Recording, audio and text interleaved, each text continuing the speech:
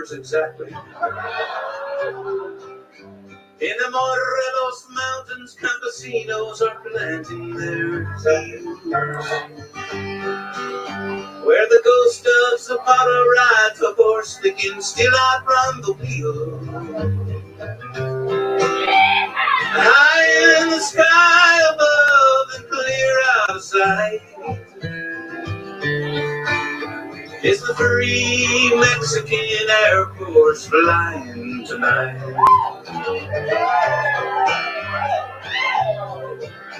If they're in Kentucky, a cowgirl is cooling her heels, remembering that God gave us herbs and the fruits of the field. But a criminal law that makes outlaws of those seeking life make the free Mexican Air Force Escalito riding his white horse. The free Mexican Air Force is flying tonight, flying so high. Yeah, yeah, yeah.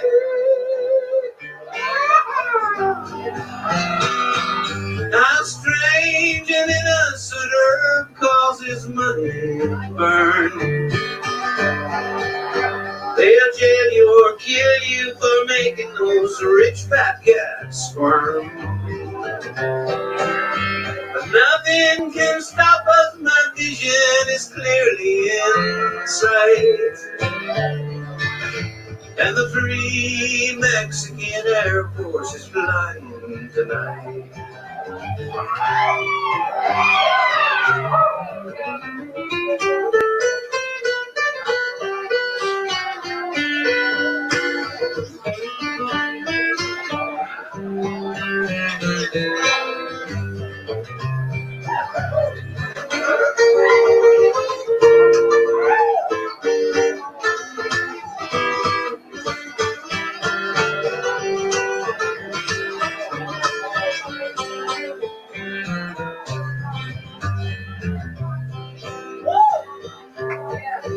While we smoking colitas, federales are loading their guns, blowing smoke from their six-shooters, spinning their barrels for fun. Contrabandistas, banditos of light, we're the free Mexican Air Force and we're flying tonight. And high in the hills we are harvesting sweet sensimilla. The law wants it all cause they think the one we can free us. Freedom for us is a prison for the rulers of might. That's why the free Mexican Air Force, Escalito riding his white horse. The free Mexican Air Force is flying tonight. Everybody flying so high. Yeah, yeah, yeah.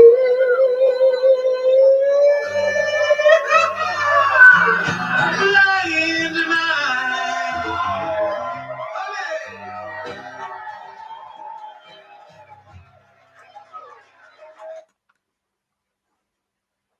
Gas, aka Toker 2.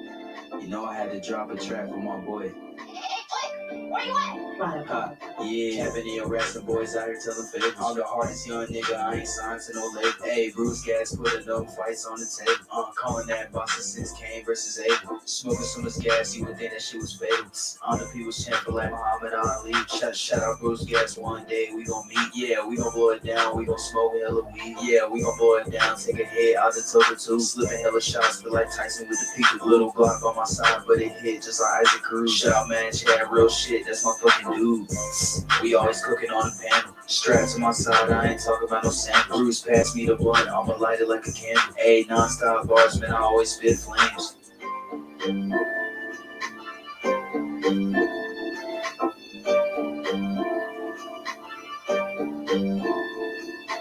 like bruised cats always got a different strain. Guess you ain't like me, you could never feel my pain. You win and you lose, well, this a fight game. Don't beef on the net and the shit won't change. Said that on the stream, gotta do it for the game. Said that on the stream, gotta do it for the chat.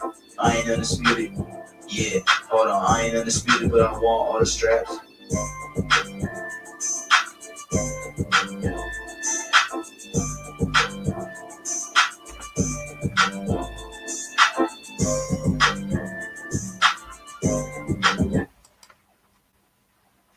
Good evening.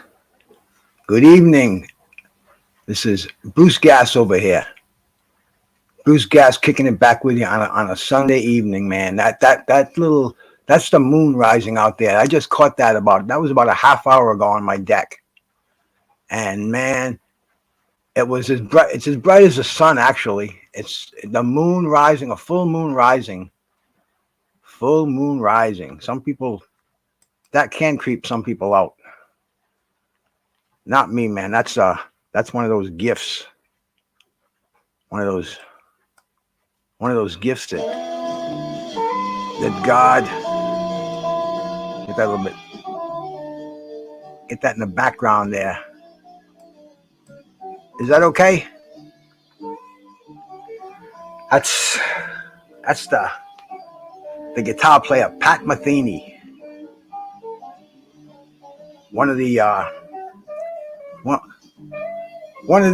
musicians. I wanted to talk a little bit about jazz guitar players here, and Pat Metheny is one of my favorites, man.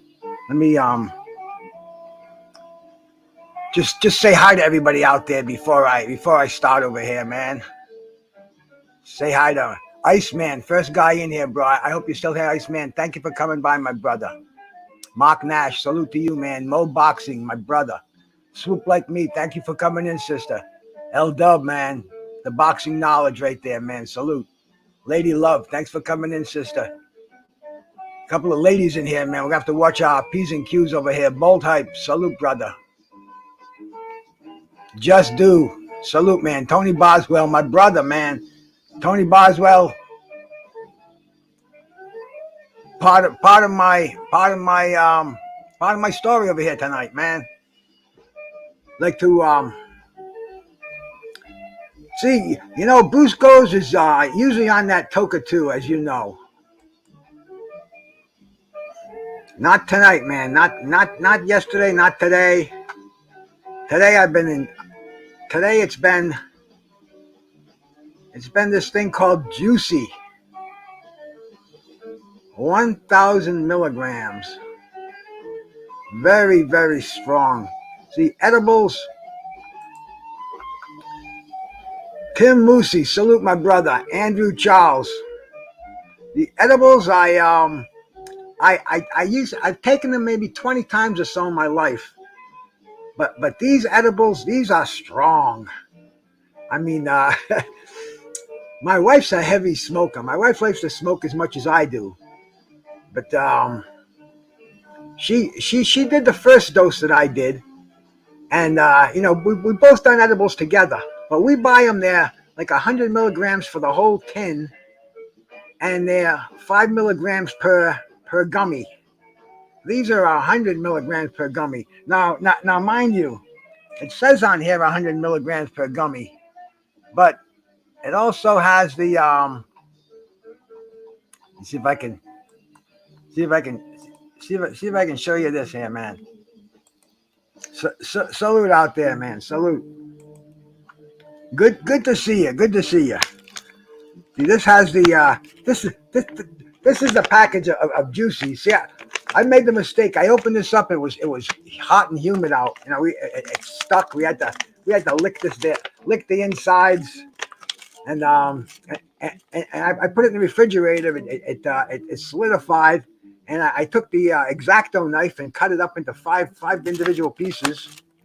But anyway, this also has it says 100 milligrams a piece. Serving size, 1 piece, 5 grams, 100 pieces, 10 pieces, 50 grams per container, blah, blah, blah, blah.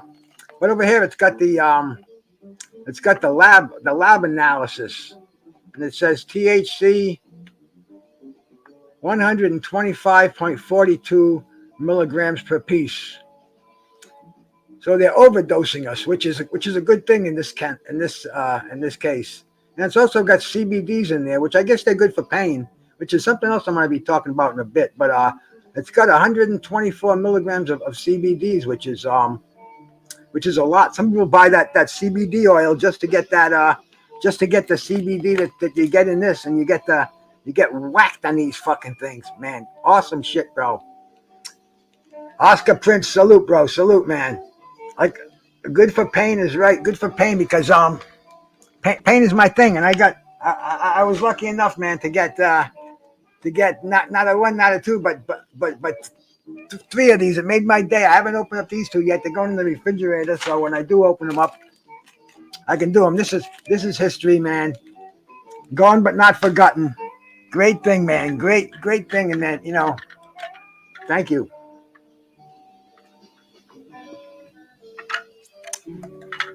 Then I found this other thing today.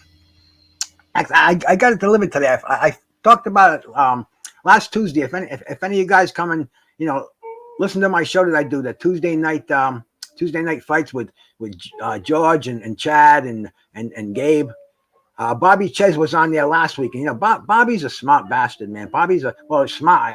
That's an understatement. Bobby's a genius. He's in Mensa. That's the top 2% of the society. Smart, intelligent wise, smart man. And he talked about he needed a hip replacement, and the reason you get those things is because it's pain. It's your cartilage wears out. It's bone on bone pain, and that's osteoarthritis. That's what I have, and that's in my shoulders mostly. And Bobby said that he tried this supplement, and he said he couldn't believe it. He said he didn't get the operation. He was scheduled to get it, scheduled for surgery, scheduled for pre-op, the whole 9 yards. He admitted it to himself. He was going to have a hip replacement, and that's a big step.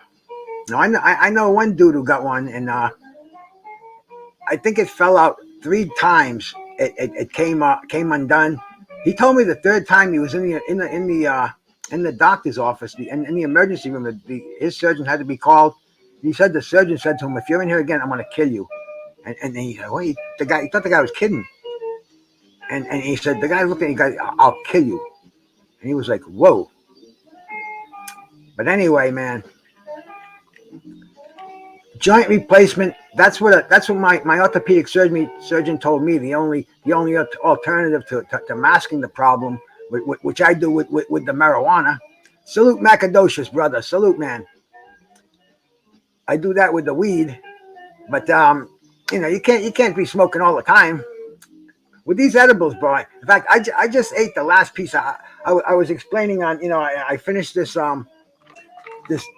Juicy's. I highly recommend it. I've never had better edibles in my life. These are awesome. I did one when I first got it. I got ripped on one. I did 3 pieces yesterday, and I did another another 3 pieces today. Maybe they were a little bigger. I had to cut them off. My wife did the other 2, and anyway, man, I did the last one about a half hour ago. It gives you a great night's sleep, and the pain relief is incredible, man. It really is, man. The pain that I go through. But anyway, man, getting back to this supplement, man. Protandim, it's called. I just got the bottle. I got the bottle delivered to me today, and I started it today. I took the first one, and it's different. It's different herbs, different things I've taken before. Let me see if I can find it, because I do have it. I do have it in here. I can probably do this if I want to, and I do want to. And I see, Funky with the glasses. I need them to look at you because you're far away. But to look at my other screen, I have to take them off.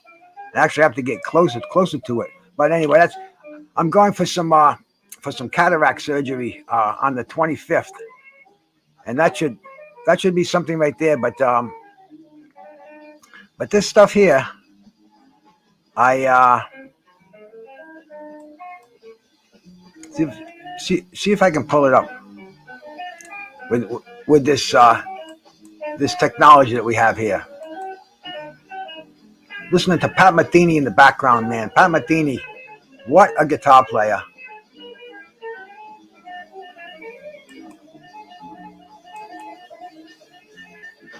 Okay.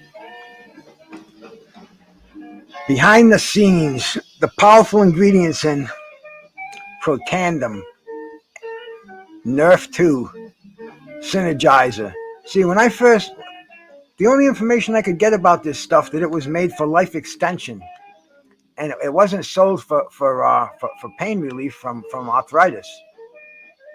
And I'm going through, I'm reading it, and it's talking about telling me the ingredients it has in there.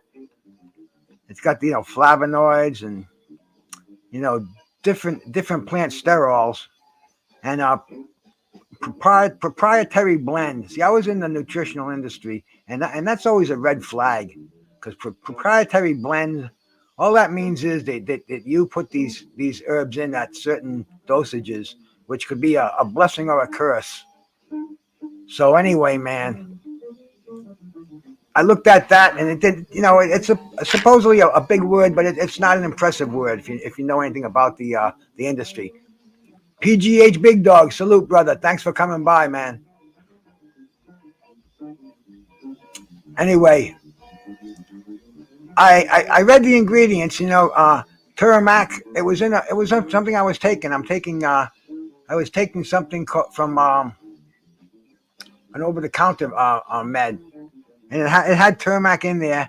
It didn't have green tea in there. Green tea is that's that Valdez ingredients, Oscar Valdez green tea.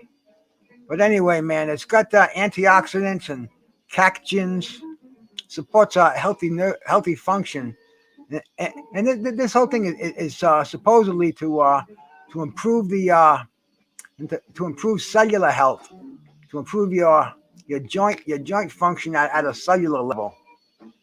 And bacopa, I don't know what that is. Ashwagandha, I heard of that before. That's an herb that's been around a lot. We used to sell that when I was in the industry. I didn't really know what it was for, but used for a healthy cortisol response. And cortisol is a hormone that we like to suppress, because cortisol induces inflammation. It's not a good hormone. It's a hormone that we don't like to release. It's released in times of stress, and this agashwanda helps to reduce stress, which suppresses the release of cortisol.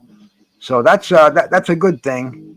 And it's also got milk thistle. I used that before. That's used as a liver detoxant. So the thing is, all these ingredients, I've never used them together, and I've never used them in the doses that they're mixing here. And what they call it is a synergistic effect, where one of the ingredients will not be as good as all of them when they're mixed together. See, one sets off the other, and they call it synergistically enhances it. So I'm going to see what happens. It's a 30-day, a 30-day money back guarantee, so to speak. And hey man, I'm going to try to get my dough back if it doesn't work. John McSmith, salute, brother, salute. And like I said, see, this wasn't sold as as something for arthritis pain, for joint pain. And but so what I did was I found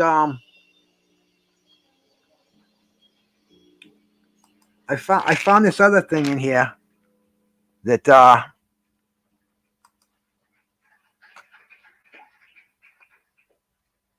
no, this is the same one. This, hey, this is the article that I found in the Medical Monthly News Bulletin. It's a Nerf 2 as a potential treatment for targeting osteoarthritis, which is bing. That's what I have. And it, it just stated in there that it's, common in older adults, and there's no treatment for the root cures of the disease. And Marchief, that's the doctor who invented this. They a new research that proves that the Nerf 2 has a potential target to treat osteoarthritis. So, man, I've tried everything. I've tried everything under the sun. Nothing works. Some things might work better. Some things might work a little bit, like this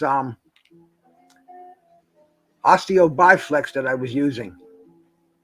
I stopped using that. About 4 days ago. I ran out. I didn't buy it, and I knew I was getting this stuff. And I was thinking, does it work? I don't know, man. It's not the end all be all cure all, but maybe it works a little bit. Salute my brother Duke. So when I hear something that might work, and Bobby Ches is telling me that it might work, and Bobby had to, is he getting a kickback? I don't know, because when she sold it to me, she mentioned, hey, if it works for you and you have friends that might want it, we have a program where you'll get $10 off a bottle, and they'll get $10 off a bottle. Yeah, man. I hope it's not some pyramid bullshit, but like I stated earlier, I spent 30 years in the nutritional supplement business, and I've seen things come and things go. This has proven ingredients in it. I'm going to put it in my, I'm going to try it for 30 days and see. I'm the kind of a person, salute my brother, the Jab Jamboree. I'm the kind of a person who can, who will take this every day. It's a 1 pill a day thing, which is easier. But see, I take my supplements and I have to take two medicines, pharmaceutical things. One for high blood pressure, and one is for acid reflux. That's another story. But anyway, man, it makes it real easy. So you get one of these things once a week. In fact, I think I'm going to do this on Tuesday morning when I fill it up. Show how easy it is, where you can assure you get your supplements every day. You pop them in something like this. It's got the AM, the PM. It's even got the colors for, like, when you get old, you can't remember the days. It's like, hey, today's blue day. Friday is blue day. No, that's aqua day. Okay, and then while they're wiping the dribble from your chin, you're still going to get your supplements. You press your little button in the morning, and bango, you got your AM dose here.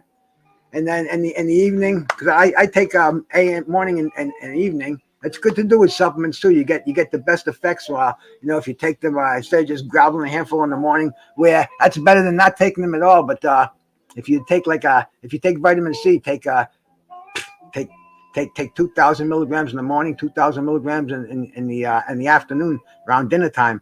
You get that steady effect. The vitamin C is constantly in your system, keeping you healthy. But anyway, man, this good idea. These little pill things, they've been around forever.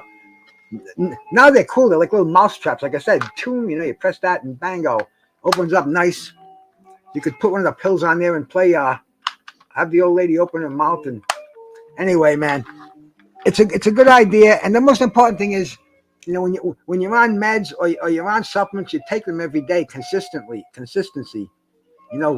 Back to back to back to back. And anyway, man, I'm gonna try this one. Did I feel anything today? Who knows? Maybe I did because I was expecting it. And maybe it's those edibles, man. Those fucking edibles I got. The Toker 2 has not been used all day today. That's the first time that Toker 2 hasn't been used since I bought that baby. I put it down last night. I didn't even clean it today. Usually it gets clean, spotless every day. But it's I haven't had a pup. We did have my wife and I shared a joint this morning. Her daughter gave her one of those pre-rolls. In fact, it was in this little tube here. These little pop them right open, and her daughter gave her a pre-roll, and I wanted to try it. I wanted to see. I think it's only the second or third time I ever bought a pre-roll. What's a pre-roll? That's not of my generation, but it is now.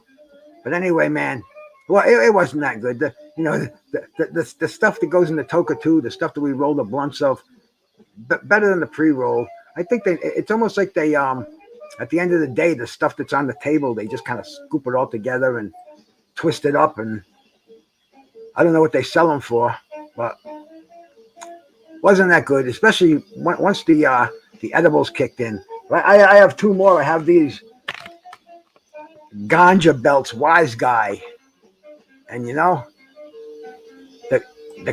clever guy that I am, bing, I did that earlier.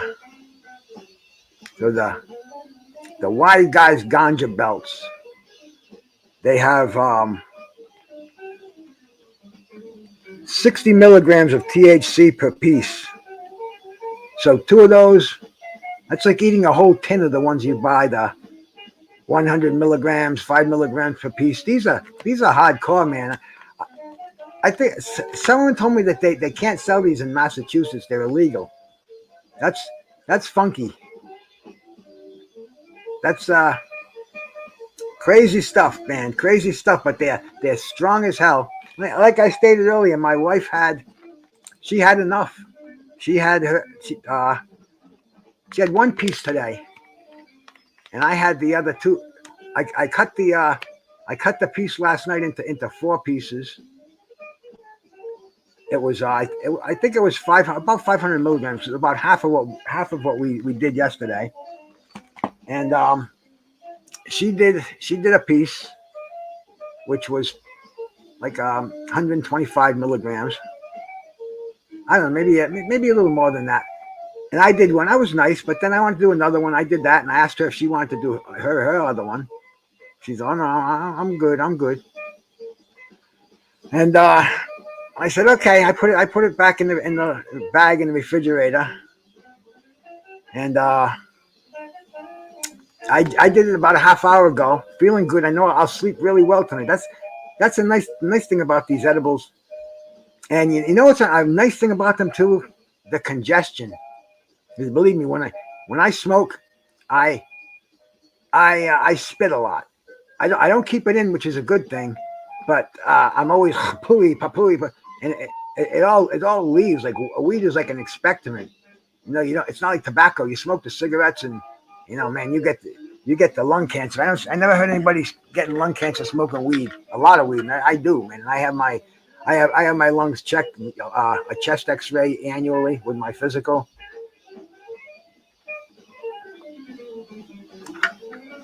So I probably won't stop smoking the weed, I'm sure, but these edibles, man, they are nice, man. I can see an alternative. Give the lungs a break, maybe once a month or so, and they're nice, very nice. And then the kid is telling me,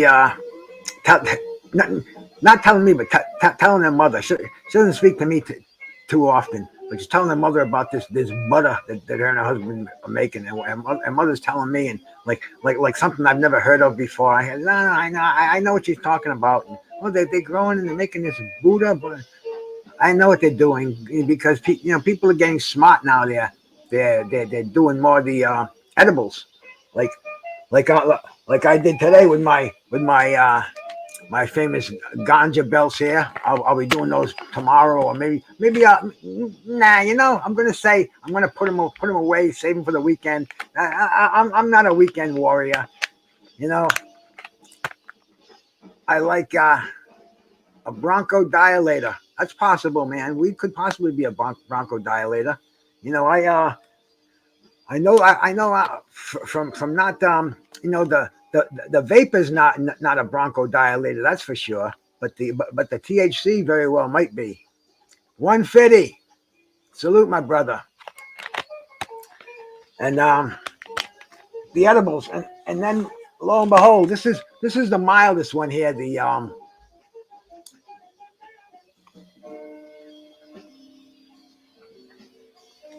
The swerve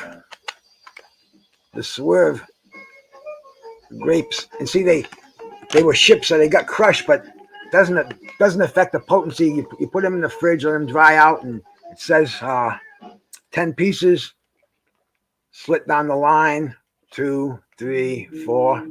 There's your 10 pieces. But anyway, man,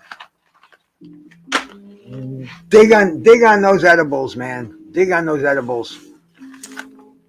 How about boxing last night, man? I want to chirp a little bit about boxing while we're here.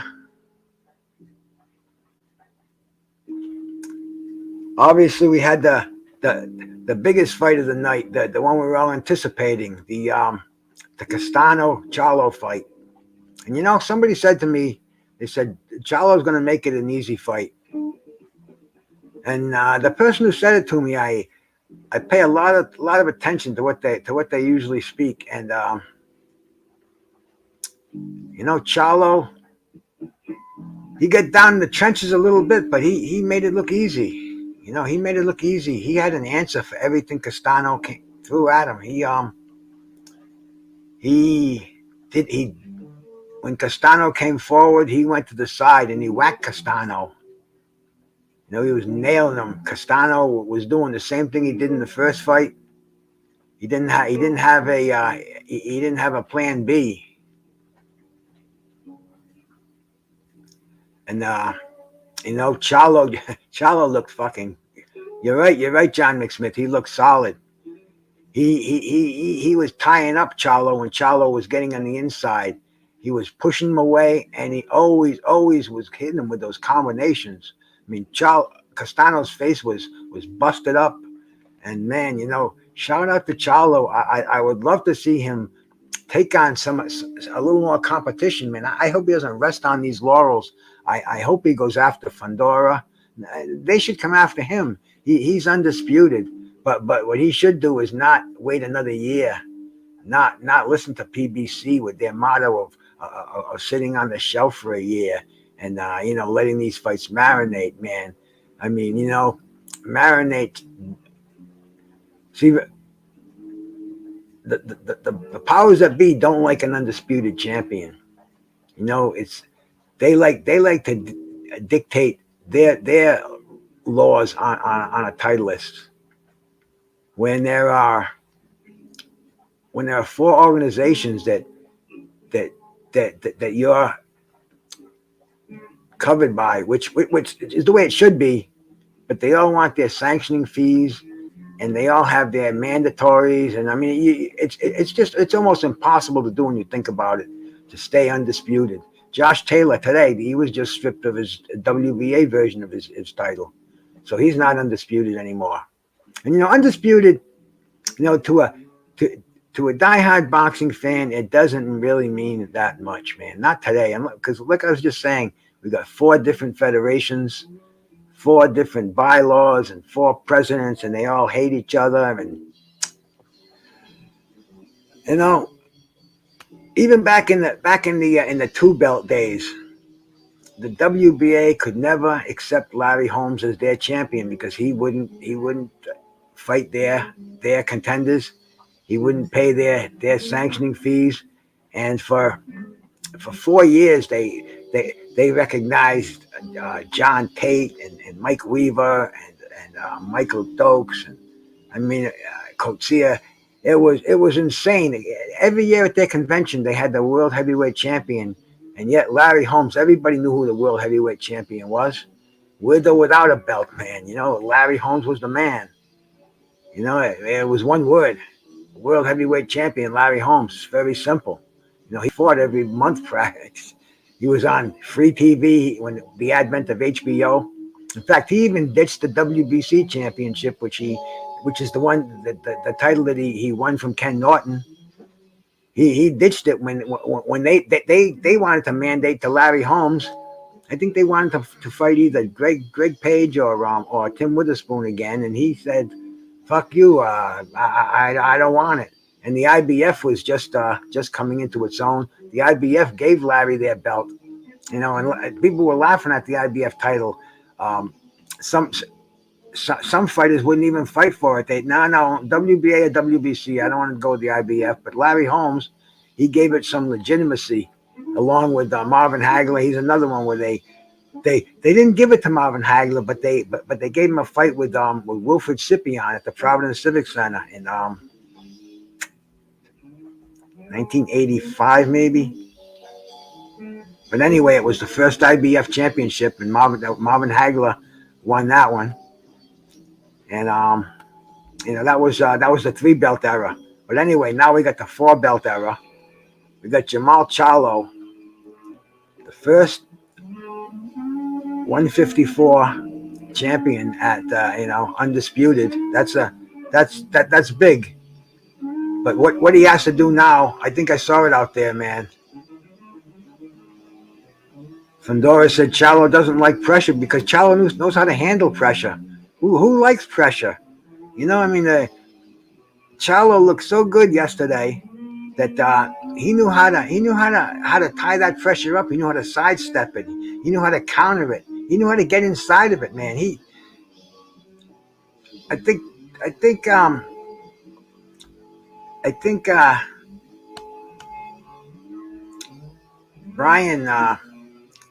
Brian thought he was going to be fighting the same person again, and he was just going to have to just apply more pressure, and he found out that wasn't working. And Charlo, he ran out of gas after 4 or 5 rounds. He seemed to spend himself, and when he got knocked out, if you notice that punch, it wasn't that hard. It wasn't right on the jaw. It was kind of above the ear on the side of the head. It wasn't your classic knockout punch, but Castano, he was beaten. He got up and he stumbled in, man. He was out on his feet basically. But I think he was more. I think he knew inside that maybe physically he could have continued, but he was beaten. He knew there was nothing he was going to do. He tried everything he could. He had no more. He had nothing left to go, and he got whacked all night. He was getting hit solidly. That coup de grace. That was the end. That was time to call it a night. And Castano, he's still got options, man. There's a lot of good fighters down in that 154. And like I said, I don't think that title's going to be undisputed forever. So we see what happens with Brian Castano. And Jamal Charlo, he's got man, he could become an international star. It's a small world anyway with social media, but traveling to Australia, we'll see how Devin Haney does out there, man. We'll see if he's happy with it, if he gets a fair shake, if everything's cool, man. Then possibly Mel Charlo can go out there and fight Tim Tszyu. Clean up the division, man. All he has to, he's only got 2 fights that I can think of, man, off the top of my head. He can, and he can be Hall of Fame, the best at 154, and 154 is it's got some rich fighters. It hasn't been around forever, so a lot the fighters that we're thinking of they're contemporaries, cats my age and younger, and God forbid older. We've seen a lot of these guys fight. We've seen the Thomas Hearns fight, the Terry Norrises. There was some good 154 pounders, man. Oh man, I'm sure they'll all come to my head, man, if I start thinking about them. The Buster Draytons.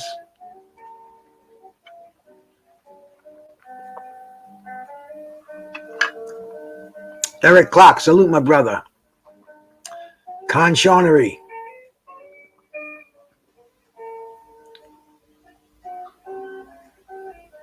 Kicking back over here, man, just digging on some Pat Metheny right now in the background. I was talking about some of the jazz guitarists. Con Shawnery, John McSmith. John McSmith is a guitar lover, a guitar player, plays with it. The guitar players that I've seen. In fact, I wrote a list of them down. I was thinking about them because I was going to pull up some of their music. The ones that I've seen and that are my favorites in the jazz world. They would have to be. Pat Metheny is right up there. Pat Metheny, I've seen him. Saw him with Gary Burton in Boston. I saw him with I saw his own band in Boston, and I saw him in Newport, Rhode Island. Pat Metheny band. And wasn't this band here? It was it was his quartet. This is with the Jaco Pastorius and what the hell's the drummer's name? But anyway, it was the same drummer, Dan Gottlieb, I think his name is, and he had Lyle Mays on piano. Lyle Mays, and I saw Pat Metheny when I saw Joni Mitchell. He was the guitar player there. Awesome. I mean, Joni Mitchell and Pat Metheny, good show together, man. Yeah, I saw him with Gary Burton in 75, I think it was 75, 76, man. The ECM Jazz Festival at Berkeley. And Pat Metheny was a teacher at Berkeley too. He hung around Boston for a long time. He played a lot of gigs. In fact, this trio here, Metheny, Jaco Pastorius, and Gottlieb, they played bars in Boston practicing. You'd listen to some Pat Metheny interviews, his early days. He was a starving musician, but he was an instructor at Berkeley, so he made enough to get himself some digs. Boston's an expensive place to live, always has been. Just K, salute. Yeah, but yeah, they were, man. They were. Metheny, Mays, Jaco, Brecca, Don Elias was the drummer. I think I told you cats a story about that concert, man. I went there. Me and the girl I was with, man, we're up at the Providence Civic Center. We're at the up in the at the bar there. It's called the Royal Roost, and we're watching the opening act. I think it was the Persuasions. Were they the backup band? Ooh wah, ooh wah, ooh wah. One of those bands, Why Do Fools Fall in Love? But anyway, man, they opened up, and the intermission. Me and my girl up there, was a nice place. Drinks were cheap back then. Wasn't I think it was like $3 a drink, and you were up there high level, and you could look down upon the stage. You could stay there if you wanted to. It was that cool. But we had really good seats. So anyway, we went up there, tanked up, cool place, and we're sitting there, and there's a dude sitting there, kind of just I don't even know how we got to talk to him, but we start talking to him, and Joni Mitchell comes on stage. He bought us. He picked up our tab, a couple of drinks and a couple for him. And Joni Mitchell goes, Michael Brecca, and he goes, I gotta go. He fly. It was Michael Brecca. We saw him on stage about 2 minutes later, and he was up there swirling down gin and tonics, if I recall, getting himself well oiled up. But it was an awesome show. Joni was almost secondary. You had Pat Metheny, Jaco Pastorius, Michael Brecca, Don Elias, and Lyle Mays. That's all you needed. And Joni, man, Joni's a good jazz singer, man. That was her Mingus phase. She was in love with Charles Mingus. So anyway, that's Pat Metheny. Mahavishnu John McLaughlin, love his shit, man. George Benson, seen him several times. Carlos Santana, killer. Jay Blues, salute my brother. Salute. Jay Blues is a musician out there, man. Yeah, Mark Stern, man. I met Mark Stern, bro. Mark Stern went to Berkeley, and Mark Stern didn't go to classes. Maybe he went to Pat Metheny's class. I don't think Pat might have been a visiting professor there. Pat wasn't teaching there, because Pat was on the road. Or Pat was already full-time musician. Maybe he'd do what do they call it when they go there, man? Because Ron Carter went there and did I'll think of the word, but they go and they do a special teaching. What apprentice comes to my head, but it's not apprentice. Does anybody know the word I'm looking for? Clarence, my brother, salute. But anyway, residency. There we go. I think it's the residency. Yeah, you get an associate professor to come in and do a residency there. And like I said, Matheny might have done that because Ron Carter has done that. When Ron Carter did that, I was living in Boston, and I went in there and I was sitting in his back of his classes and listening to him. And man, he's still alive, man. Shout out to Ron Carter, probably one of the greatest bass players of all time, stand-up bass. But he also played a cello, and he called it the piccolo bass. I saw him at a concert with him on piccolo bass, Buster Williams, Ben Riley. I can't think of who was on piano, who was on the bass. Anyway, man, Joe Pass, another one, man. Joe Pass, awesome guitar player. Joe Pass is the one that all these guys, they all listen to Joe Pass when they go home. They all try to get that smooth style that Joe Pass had. And Larry Carlton, he was another favorite of mine. Joe Pass, man, I don't want to pass over Joe. I saw Joe. I saw him once at Berkeley at the ECM festival, and I saw him once at the the Providence Performing Arts Center. Solo. Tay, salute. Thank you for coming by. He was at the Providence Performing Arts Center. Just Joe Pass on guitar. That was it, man. Probably about 3,000 people. I mean, and Joe just making that guitar sing, and great stuff. Great stuff. Detroit, BC. Shout out, salute. But another great guitar player is Larry Carlton, his session man. I saw him with the LA Express up in Boston, Tom Scott, and I saw him with the Jazz Crusaders. That was an awesome show. Champ Ross, man, salute, brother. That was an awesome show.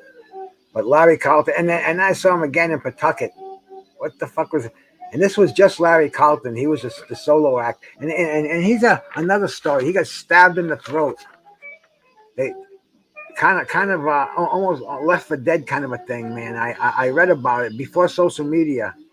Larry Carlton stabbed in a Los Angeles leaving a Los Angeles recording studio, and we looked for information, couldn't get it like we do today. But anyway, man, he went on tour.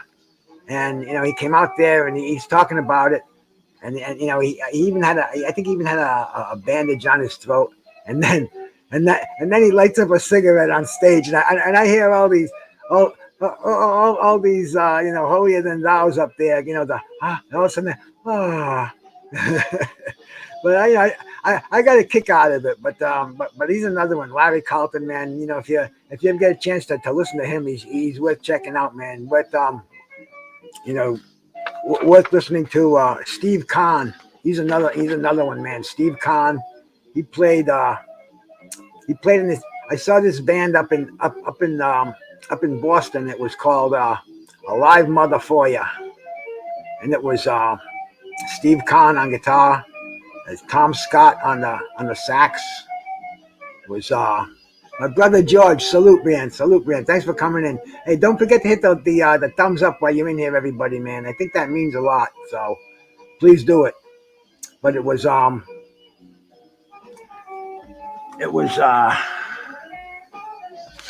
get my train of thought back. Gotta rehydrate the brain here. Water. Drink water out there, man. Number one supplement in the world.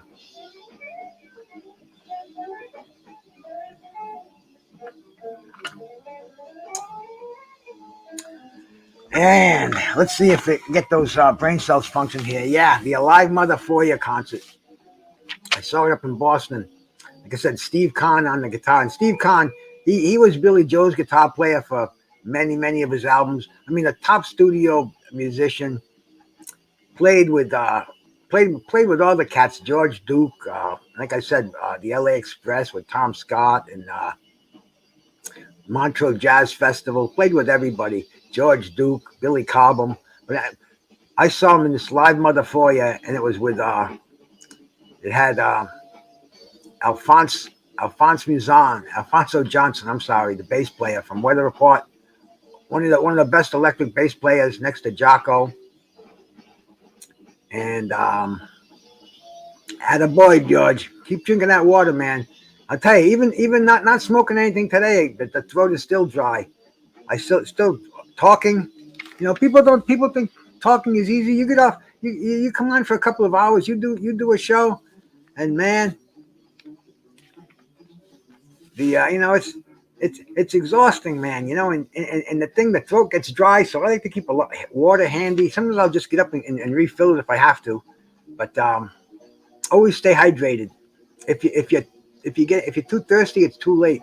Don't let yourself get thirsty. But yeah, Alfonso Johnson on the bass.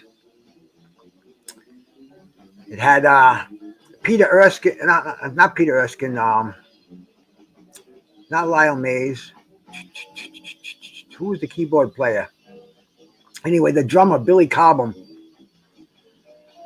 And why can't I think of the keyboard player? Mark.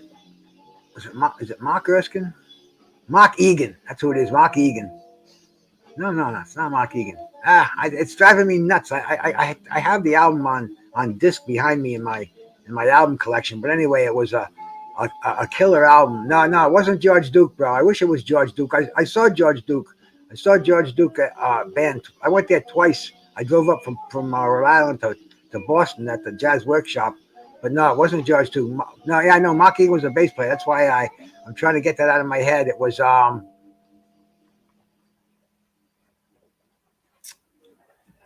right. It's gonna drive me nuts here. Let's see if I can look. I'll find it in my bottom screen here.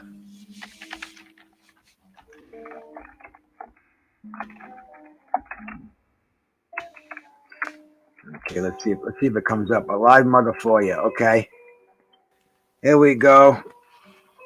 Steve.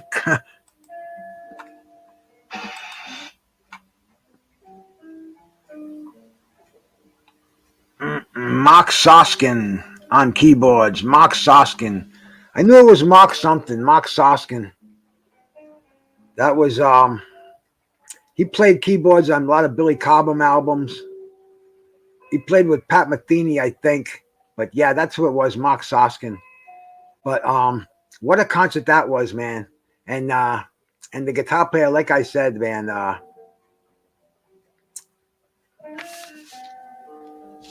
freaking Steve Kahn. His father's Sammy Kahn, so he's show business all the way. Derek Bailey, salute, man. But I mean, so many good guitar players in jazz. That's when I just looked at guitar playing in a whole different sense, man. I had a 58 Gibson. I knew 8 chords or something. You know, I'd play it around, jam with other people, play the electric guitars when I could. But man, when I started hanging with the jazz cats and just seeing how precise, man, how fast and how good they were, it just kind of made this cat realize that he played with the instruments. He wasn't a player of instruments. You know, I saw the best. I saw guys who had to sell insurance and wait on tables and fucking do whatever it takes, teach and do private lessons. Where they'd play in bands at weekends, play weddings, and they were so good. But you have to be good, and you have to get the break. You have to get the luck. Tommy Bolin, Mick Smith knows him. Mick Smith, man, you know your music pretty well, brother.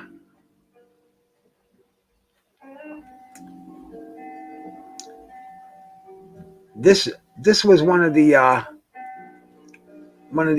early concerts, early albums that I bought. Pat Metheny, Jaco Pastorius, and is it Peter Gottlieb? Not Peter. But anyway, man, the trio, Jaco and Metheny were the two the driving forces in here, and that's how I got turned on to both of them at the same time. Bobby Moses, there you go, Sean, you know it, bro. Yeah, Bobby Moses on drums. See, Bobby was mostly he went back to Gary Burton's group, but see all those ECM cats, they all played on each other's albums. It was so interchangeable back then. There was a trumpet player, Enrico Rava, and John Abercrombie, Jack DeJohnette, man. There was just so many of those cats, man. They hung in Oslo, man. That seemed to be the place where they all seemed to have take up residence over there, and they toured. They'd come to the U.S., but ECM was it was quite a thing. The jazz snobs, they were big on ECM. Most of them tried to work for ECM. It was a very exclusive label.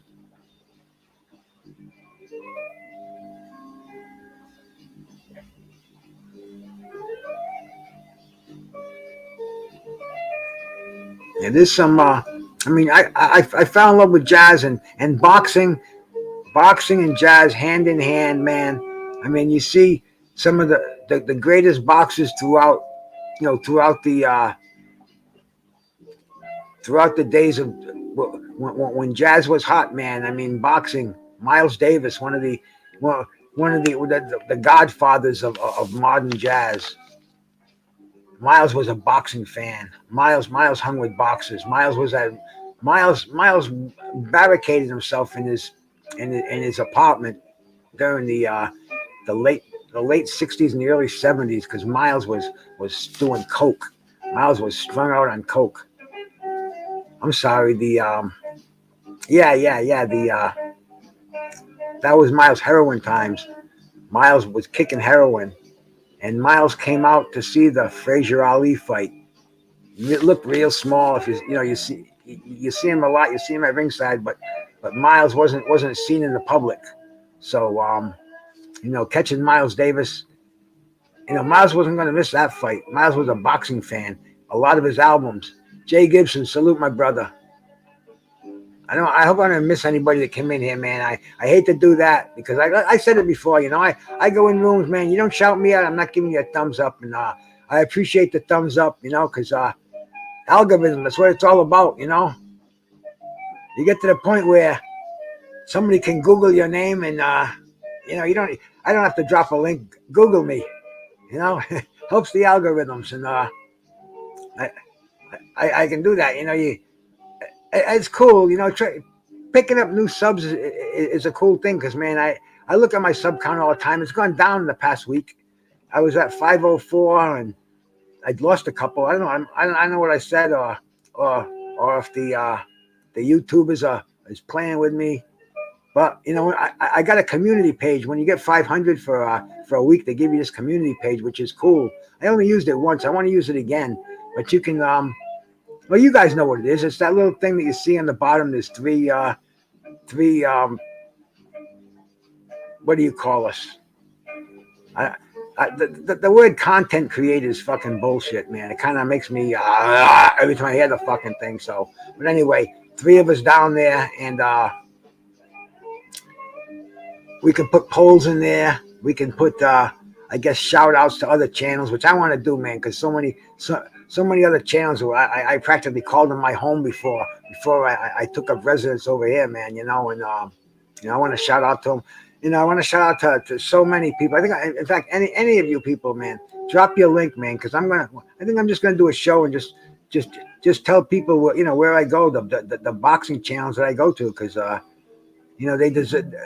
they deserve being looked at. Believe me, if I go there and I hear good boxing and I go back again, and I'm going to shout them out, then they're worth giving a listen to. Whether you agree with who they say is going to win or who they say is not going to win, they're they're not going to sugarcoat it. They're going to tell you. They're going to tell you the way they feel. Some of them they're passionate about other fighters, but that's the way it is, man. Some people are like that. Content creator, Seanery, man. You. I never thought I'd do it myself. And Mad Chad, Renee Box Young, um,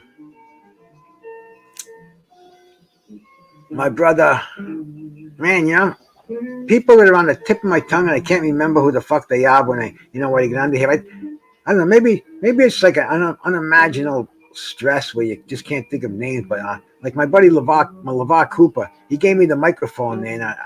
I don't know how much these things cost, but they're huge, man. They're not cheap, and he gave me this beautiful microphone because I know sometimes you listen to other people and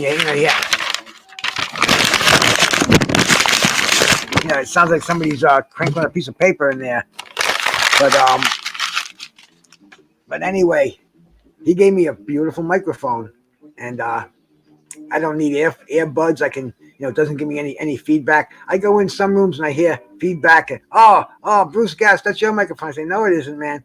Shut everybody's off and just keep mine on, and I'll keep talking. And sure enough, it's not this bad boy. But anyway, that was a gift, man. And he told me. LeVar said, Bruce, you got to do it, man. Because they didn't know what I sounded like, but they said, you know so much, and they didn't know if I was reading it from a book or if I had Alexa by my side. But anyway, man, shout out to Renee Box Young and LeVar. Mad Chad really told me. He told me, I had means. I had myself a microphone, but I didn't have a channel, and I'd go on Mad Chad's, and he accepted me there like a brother. And he at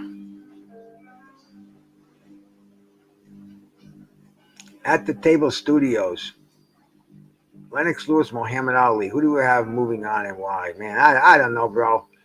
These fantasy tournaments, they drive me nuts. They're great, but you broke my train of thought. It's tough enough to keep. I take this thing called I can't even remember what the fucking thing it's called, and I've been taking it for a year for memory enhancement. It's silk protein, but anyway, what was I talking about before I was so rudely interrupted out there? I'm only kidding, my brother. But that's a funky fight, man. Ali and Lennox Lewis. I always go with my boy Ali, man. I've learned never go against a prime Ali. Lewis has been beaten before by two guys you wouldn't give a chance in the world to beat him. So, fantasy fights, the styles. Lennox Lewis, great stand-up boxer, man. Great jab, great right hand. But Ali, everything, man. Ali can jab you going backwards, move straight backwards. Man, that's fantasy fights. I'd go with Ali if I had to. If I had the proverbial gun put to my head. Aside from that, where was I? Does anybody remember? Does it matter?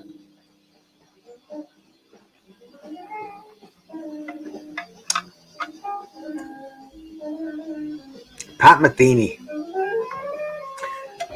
I saw him at this place in Newport. This place is called Salt. It was a bar, and it was reconverted. They made a nightclub out of it where they had solo acts and small bands, and they had a stage there, and they had people like Tom Waits played there, Tom Rush played there. Who else did I see? Who was Larry Coryell played there? Mostly folk people. I saw Dave Van Ronk there.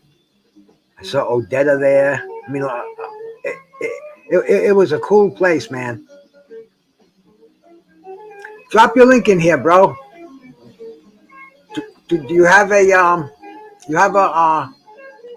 did I give you a freaking a bad? No, I didn't, man. Yeah, I'll give you a freaking I'll give you a thing there. I'll moderate you. Be a good brother. Drop your link out here. We'll go check you out, man. Fantasy tournaments are fun, and appreciate you coming on here, man. Make sure you sub and give me a thumbs up. But where were we? Where were we? Somebody refresh, reset, man, reset the memory here.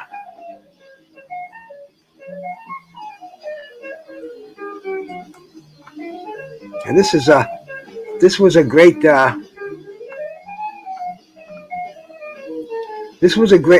concert. I didn't even know there was a live version of it. You know, and that's the thing about these. A lot of these live versions, you don't get flagged for them because they're not copyrighted. They're not albums. A lot of these are just made from some cat with a microphone. So hey, if I do, man. I'm not. I didn't come on here for hours. I came on here just to kind of like unwind with my brothers, my sisters out there, especially telling you about my lovely edibles that I received by a crazed fan. What a beautiful gift to get. And let alone I didn't have to go buy them, but I couldn't buy them because like I stated earlier, I don't think you can get that. I don't think you can get them that powerful in this in this state. These were devastating. A newbie, Yahweh, salute my brother.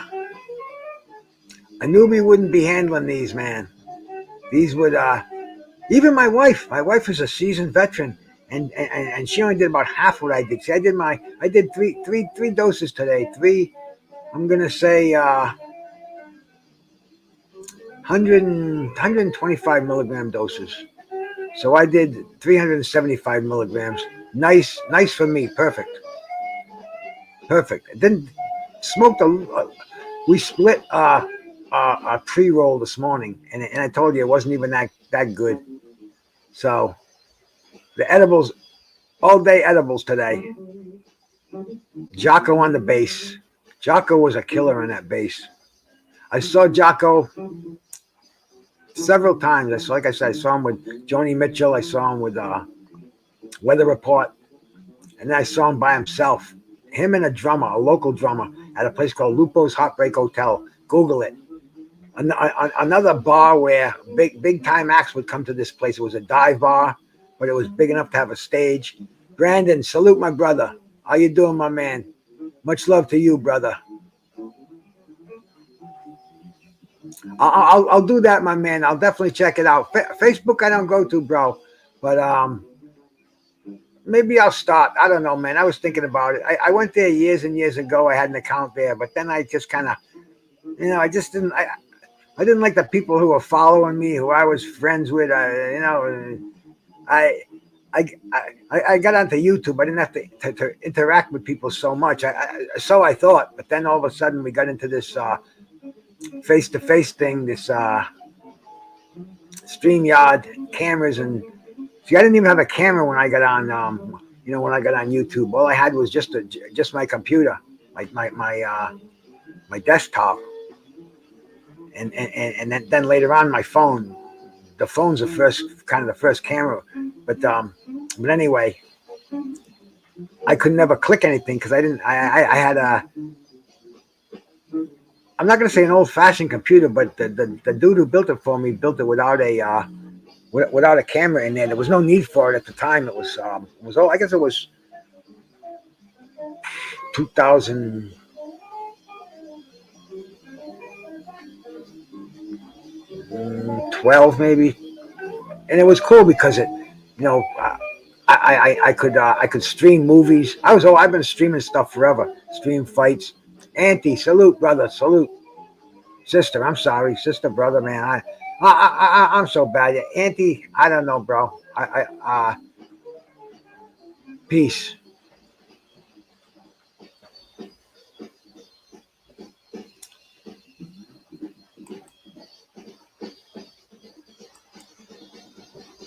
Make sure you're moderated in here so nobody fucks with you.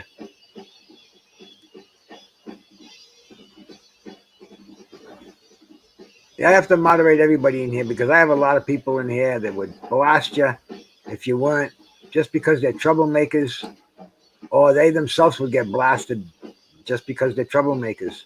So I believe in giving everybody that I can a wrench. What are you going to do with it? You're not going to time out anybody. Anybody new comes in here and you time them out, then I'll find out and I'll have a good laugh with you, at you, whatever, man. But regardless thereof, yeah, I used to be on Facebook a long. That was the first thing I was on ever. And I was messing around with social media and I just started filling things out because I saw people that I knew on there, and then all of a sudden I was on there. Why, are you somebody else, Conchonery? Because I'll take them both away from you. You don't want me leaving you at the mercy out here, do you? You know these savages will whack you.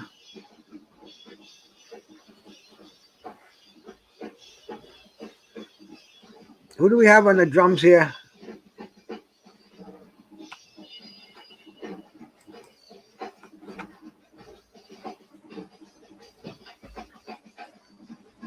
Bobby Moses. It just says Bob. We know who it is. Because our brother John McSmith told us. Salute War Report, bro. How you doing, man?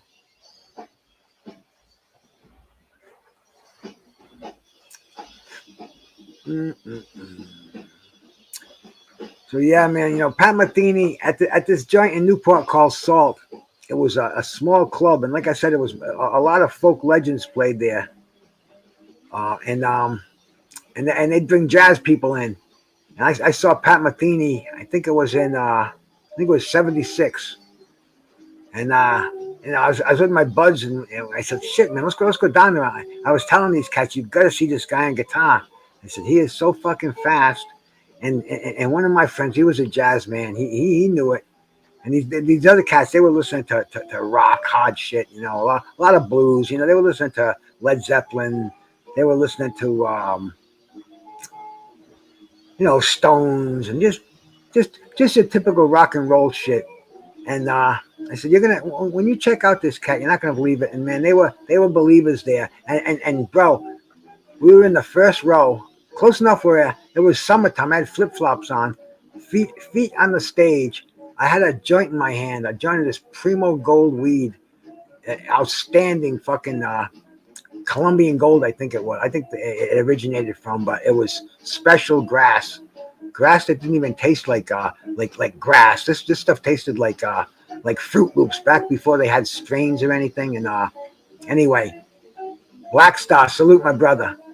Smoking the stuff in there, watching Pat Metheny, fucking wailing, and the bass player, I think it was Mark Egan on the bass. He's watching. He's sitting. He's right there, and he could smell it. And I this was a cool place. You could get a bottle of wine at the table, a bottle of Chianti, whatever you wanted. They had a nice wine list, simple, $10 a bottle of wine. So you and your date could sip on wine, and I'm doing that, and I'm smoking a fucking hitting on a bone. Nobody gave a shit. And the bass player, I kind of like, you want to try it? 'Cause he could smell it was something special, but he thought about it, and he's like, I didn't have any. I think I might have only had that one on me. I couldn't give him anything, so it was, his loss. But anyway, it was good memories, man, of Pat Metheny, being so close where, you could see those fingers just so fast, and they were a blur. But boxing and jazz, man, this is everybody I know who's trained back in the day. Maybe not this style, but back in the Charlie Parker, Miles Davis, Charles Mingus, fucking John Coltrane, the Sonny Liston, Ali. They all trained the music like that, man. That was the preferred music of the people back then, bro. Maybe it is today too. I don't know what boxers listen to anymore, but I dug on it, man. And shout out to Jamel Charlo too once again. And that was just that was a that was a killer performance. He made it look effortlessly. He made it look easy.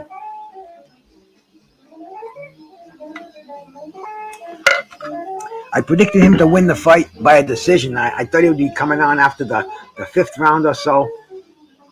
Made it look easy. I saw a weather report in 1978 at the Veterans Memorial Auditorium in Providence, Rhode Island. Great show. The Birdland had come out. I don't think it was Birdland. I don't think it was the Birdland album that they were. I think another album had come out. But yeah, it was Wayne Shorter. It was Jocko. It was Peter Erskine on drums and Joe Zawinul. The four of them, man. Awesome stuff. No percussionist, just Peter Erskine. Awesome shit, man. Joe Zawinul, probably the best keyboard. Well, we always say the best, but these jazz people, they're just all so good. They all complement each other. The thing about a jazz gig, they can pick up the phone and they make a phone call. Rehearsals are not necessary. When they get in there, they first of all, they all can read music. Most musicians can, but especially jazz musicians, they read music. I've seen them play gigs with it. They never played the song before. They're reading it note for note. But anyway, man, you don't even want to you want to record everything going on. But they call up their brothers and they'll put albums out. They'll get together 3 days in the studio. Awesome album, and you'll see, man, how do these guys play such good music and get together and they still go out and they have their own tours and they put their own albums out. So it's once you start digging on jazz, it's kind of tough to fall off the train, until you drown. I was totally immersed in jazz. I love jazz, and it was during my boxing heyday. Boxing and jazz, man, like I stated earlier, they went hand in hand. I hope they still do, man. I hope they still do. And how about the Custodio Clayton with the Jerron Boots Ennis fight? I think that's the end of this one here, man. Let me put another one up that I think I can play here. Not getting too much trouble with. I want to go back to here, man. Let's yeah. It's a little bit of the Wynton Marsalis, Herbie Hancock, Tony Williams, Carlos Santana, Round Midnight.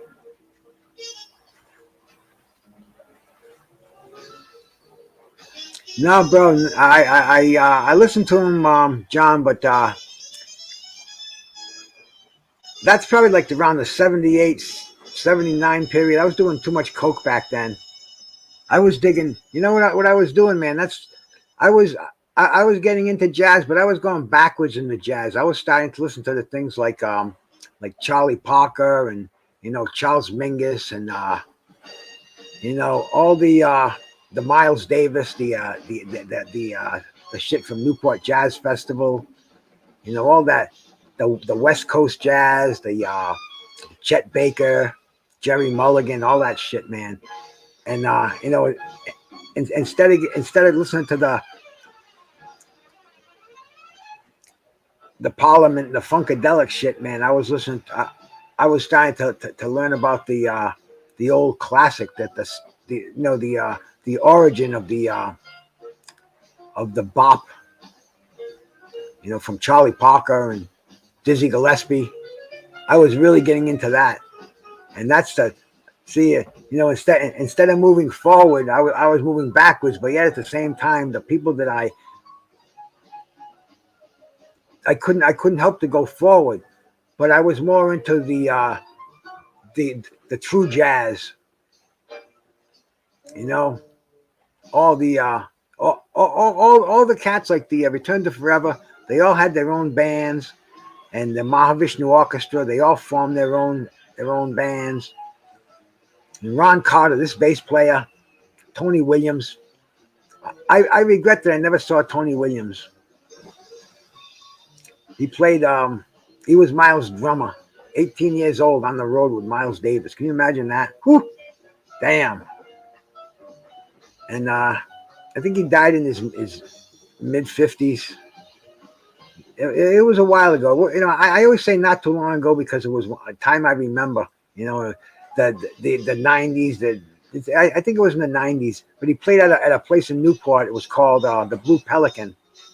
Freddie Hubbard played there. You know, it was another place where, see, these jazz musicians, a lot of them they didn't have a lot of options. Even the greats, almost like boxers today. You know, retired, and with so much competition, you got the Funkadelics, and you got George Clinton, and you just have, even amongst their own peers, you have competition. So a lot of these old jazz players, and also you got to remember, they don't have the drive to go on tour anymore. So they can play joints like Lupo's Hot Plate Hotel and the Blue Pelican, and they'll go there for a weekend. And they probably put them up. I don't really know how the accommodations, but they'll play there, and the cover will be relatively low, and you'll say, "Wow!" Like I was saying, I told and I might have told McSmith, I saw Buddy Guy at a bar up in New Hampshire for maybe a $12 cover, maybe a $10. I don't even remember, but it was so cheap, and it was wow. I was in the first row. The guy was sweating on me. I was so close. But that's the Led Zeppelin. I dug Jimmy Page. I still do. Kiss. I was never a big fan of Kiss because, see, I spent the 70s. Aerosmith. You know, I saw Aerosmith. I saw him twice as an opening act, man. Believe it or not, because I used to go to a lot of concerts, and I saw Aerosmith open up for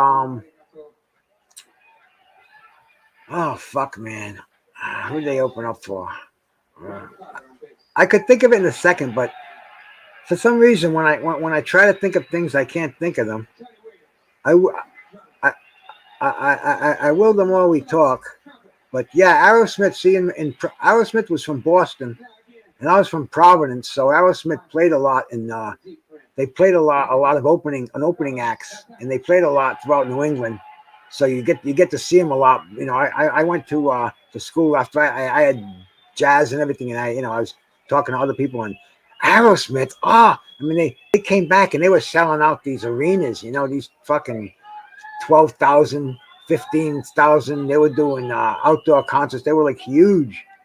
And I'm saying, shit, I remember them when they were the opening act for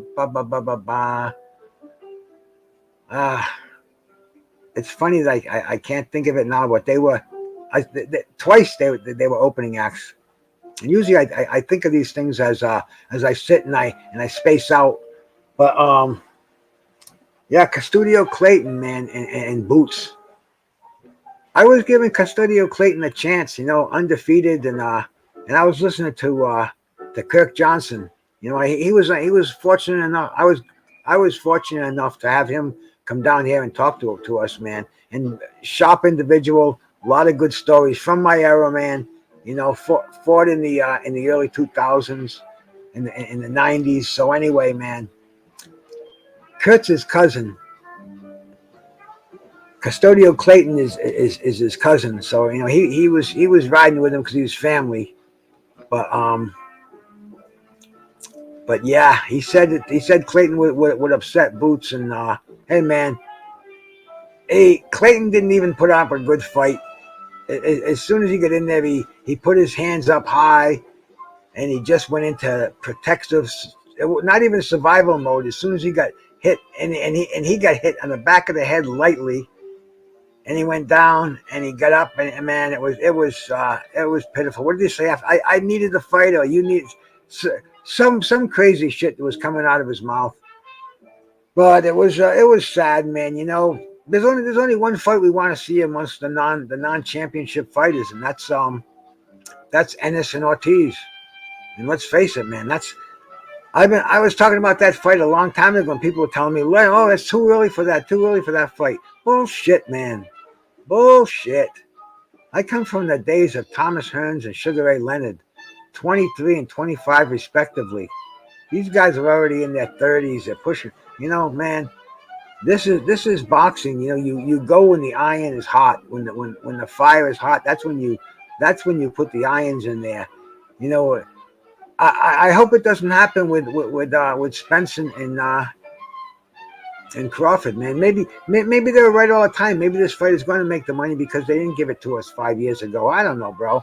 All I know is from a fan's perspective, because that's all I care about. KQKC, my brother, salute, man. Salute, man. Thank you for stopping by. KQKC, man, and that's another one. When I first started going around and getting doing a lot of talking on YouTube, I found KQKC. It was right at the beginning of the pandemic where we couldn't go out, man, and I'm like this. I was like, this guy's fun. I liked him. He knows his boxing, and he is the OG. People call me the OG.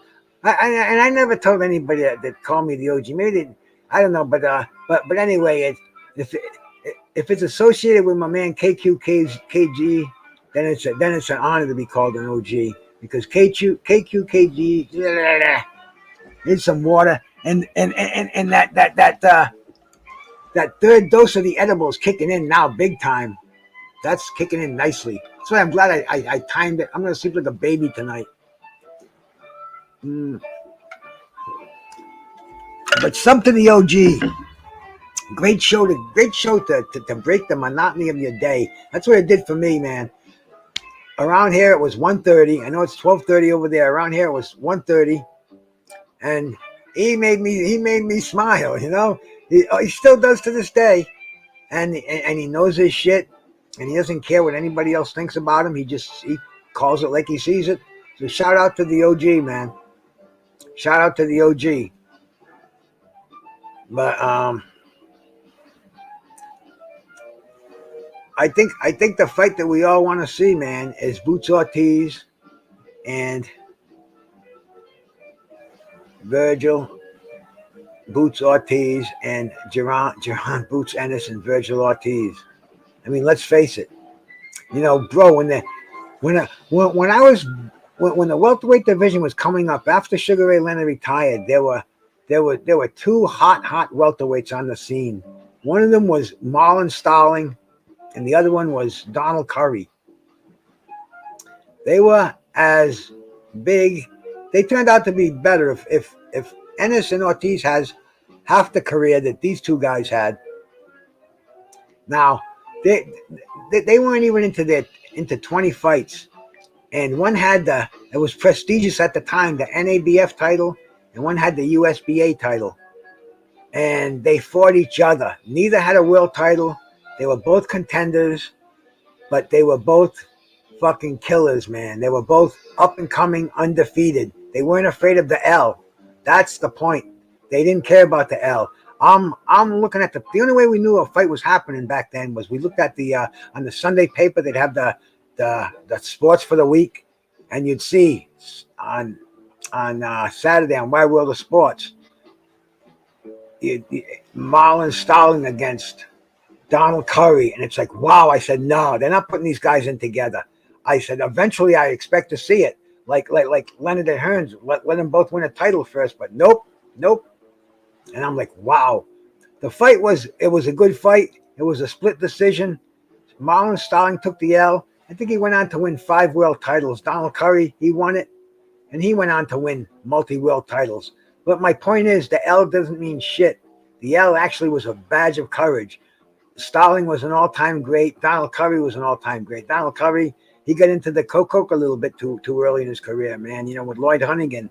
But he never filled out his potential. They actually wanted Donald Curry. They were grooming him to fight Marvin Hagler. It never happened, thankfully. I mean, he got knocked out by Hunnigan, and everybody said it was because of the weight. Let him go fight Mike McCallum. McCallum starched him. But he was a good fighter as a welterweight, man, until he fought Lloyd Hunnigan. Nobody thought Donald Curry was going to get beat. And Marlon Starling, after he got beat by Donald Curry, he went on. He knocked out Mark Breland. I mean, Starling got so many fights, so many great fights. But anyway, an L meant nothing. I hope that we see Jaron Boots Ennis and Virgil Ortiz fight each other. You know, what are they going to do? Wait for the winner of Errol Spence and Bud Crawford? You know, that's not the way it happens, man. That's not what boxing fans want to see. We're impatient. Many things can happen. Many fights don't happen when they marinate them. What the fuck is marinating mean? I mean, I'm sure they both want to fight each other. The business of boxing. See, fighters are afraid of litigation. Now, they're afraid that they're going to get subpoenaed and they're going to be under injunction. They can't sign another fight. Promoters aren't going to want to touch them. You know, we live in a litigious society where the pen is mightier than the sword. Back in Don King's day, he'd send somebody knocking at your door, sign this contract. Oh, well, I'm going to sign this contract. And if you didn't sign it, you didn't fight. Or worse yet, maybe you got your arm broken. But today, it's all done through the court systems. It's all done with bean counters. You know, fights aren't made because the fans want them. If that was the case, you think the heavyweight division would be in the shit house that it's in today? Come on, man. Come on. I mean, what's Joe Joyce doing? He beats Daniel Dubois 10 years ago. I never heard distinctly that he got hurt. All I heard was that his fights were canceled, and now Dubois fighting Trevor Bryan for the WBA regular heavyweight championship, which he'll probably win. But see, now Don King, the wise old bird, has brought in Larry Holmes, somebody who said they'd see Don King in his grave.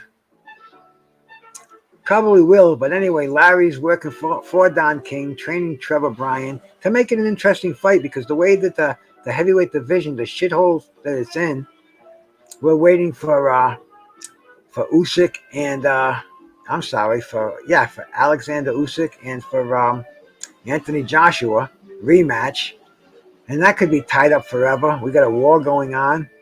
We forget we have litigation going on.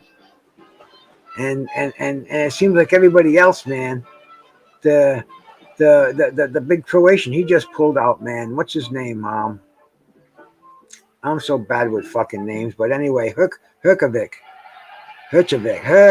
He just pulled out of a fight, and that could have been a big fight. He was supposed to fight this weekend. Was it last? I don't.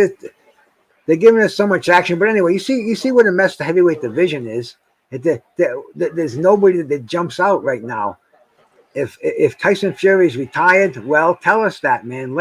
Let these fighters scramble to get your title, but it doesn't seem like anybody's making any noise. Anybody's screaming Tyson Fury's name. It's pitiful, man. The heavyweight division stinks right now. The shrimp fisherman, didn't he fight the shrimp fisherman? Wasn't that the fight that he fought last time? Carlos Santana in the background, man. I saw Carlos Santana at Providence College, 1981, I believe it was. He had he put out the album with She's Not There and Stormy. Good stuff, man. I mean, he blew my mind. I listened to that. That's a guy. I was listening to him in the late '60s. I first listened to him when he played at Woodstock. Believe it or not, I was hanging around with the 8-track tape days, and Carlos Santana cats were playing him in the 8-track tape loud. And I was listening to Carlos Santana, man, good shit. And I never realized he had that jazz heritage where he crossed over when he played with John McLaughlin. And he, like now when he's playing with these guys, he's playing with Herbie Hancock, and he's playing with Tony Williams and Ron Carter. I mean, it's Carlos Santana. It's almost like he's doing the Miles Davis part here. There's no horn, and there's no sax either. Or maybe there is a sax. Maybe there's oh yeah, they have Wynton Marsalis. He's got the trumpet, and Carlos is playing the tenor sax part. He's playing the Wayne Shorter role here. But anyway, man,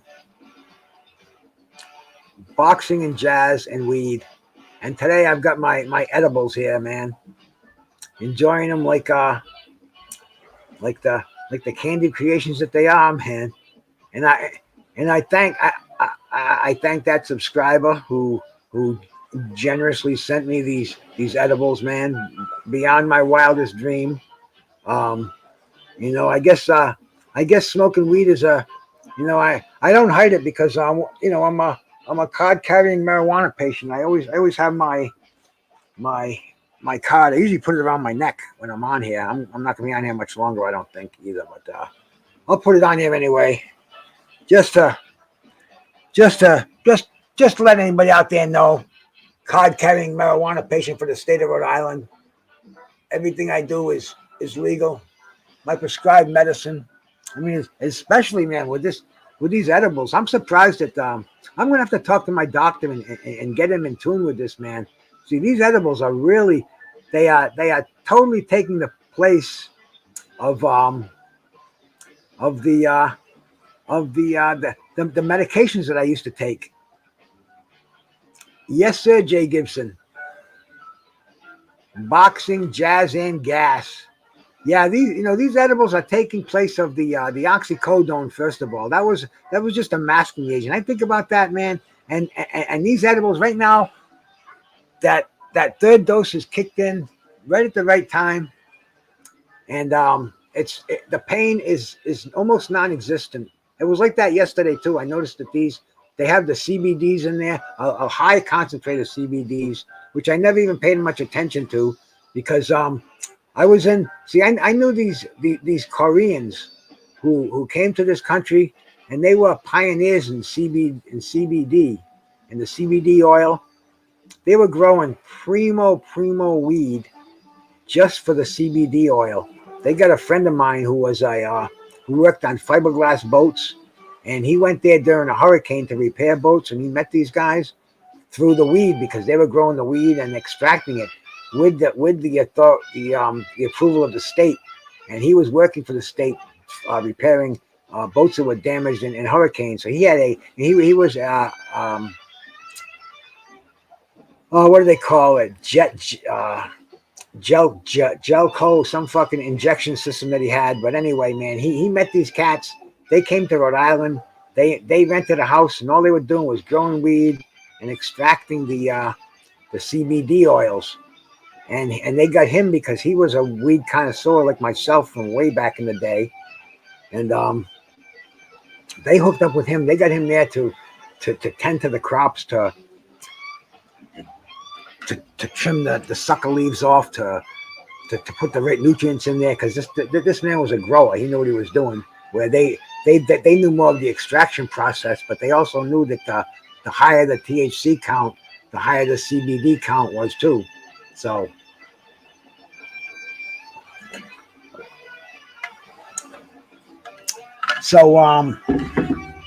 anyway, these scientists, they were getting the CBD oil. This was back in 2014, and he was giving me nice bottles, probably three or four cc's, maybe even more than that, in a bottle with an eyedropper on it. So I could take this stuff liberally. I tried it. I was trying it under my tongue, and letting it use that the oral absorption way. What do they call it? I can't remember the word for it. It's another one I'll think of in a second because it's a very very clever word. There was a technology. What they call the liposuction technology, where they actually had oral syringes. They didn't have needles on them. You just could extract the juice from the bottle. You put it under your tongue and you let it absorb through the membranes in your mouth. So anyway, and they do that now with some medications like Suboxone, the thing that you used to get off of heroin. Yeah, tinctures, things like that. But I hate to get distracted, man. I pay attention to the audience, man. I pay attention to the chat because, man, you guys are my the reason I'm here. My family, keeping it real over here, man. That's why. Otherwise, I'd be here by myself, be like a solo masturbation over here. With you guys, I'm in a love fest. But anyway, man, I, I get rambling and I see something on there and I start. The edibles are a great thing, Con, man. Today they did the job, and I only consumed 1/3 of what he gave me, but I did consume the strongest one. So they're going to downgrade a bit, man. Yeah, we hanging out over here, man. This is what I wanted to do. I said I'm going to unwind, and I'm going to. A lot of times I don't want to go on, and I don't want to go on when my wife is up because I don't care what I say in front of her, but I kind of almost feel she's left out. She doesn't want to get involved in this. I even tell her she doesn't want to do it, and I can see it. I can see it, man. This is my thing. She doesn't really know much about boxing. She helps me though, man. Like I mentioned, Ches the other day. She was pulling out. She must have pulled out 7 or 8 articles I had in boxing magazines.